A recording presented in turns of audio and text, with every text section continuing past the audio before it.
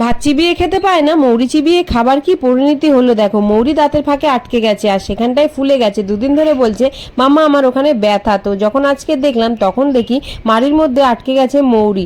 তো আমি তো খোঁচাখুচি করছিলাম, তা ভাবলাম না ডক্টরের কাছে নিয়ে যাই, বেশি খুঁচিয়ে লাভ নেই।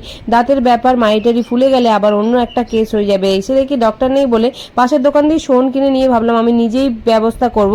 তারপর ভাবলাম না বাবা ডক্টরের কাছেই দেখিয়ে দিই। তারপর ডক্টরকে দেখানোর পর উনি আবার বড় একটা কাঁচি সাহায্যে দেখো টর্চ ধরিয়ে দিয়ে এখন বার করছে। আমার তো ভীষণ ভয় লাগছিল বেরোবি কিনা, মাড়িটা ফুলে আছে কিনা কি হয়ে যাবে।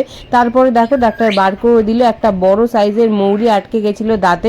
এটা যদি আটকে থাকতো মাড়িটা হয়তো আরো ফুলে যেত। ঘরে পাকামো না করে ডক্টরের কাছে নিয়ে আসাই হচ্ছে বুদ্ধিমানের কাজ। দেখো কত বড় একটা মৌরি বেরিয়েছে। সোনাকে বললাম আর মৌরি খাবে? বললো হ্যাঁ, মানে শুধরাবে না আর কি। তো দাঁত দিয়ে বেরিয়ে গেছে, কিছু যদি দাঁতে ঢুকে থাকে কিরকম বিরক্তি ফিল হয় বলো তো, ওরও ওরকম হচ্ছিল। তো দাঁত দিয়ে বার করে মৌরিটা তারপর বাড়ি চলে আসলাম।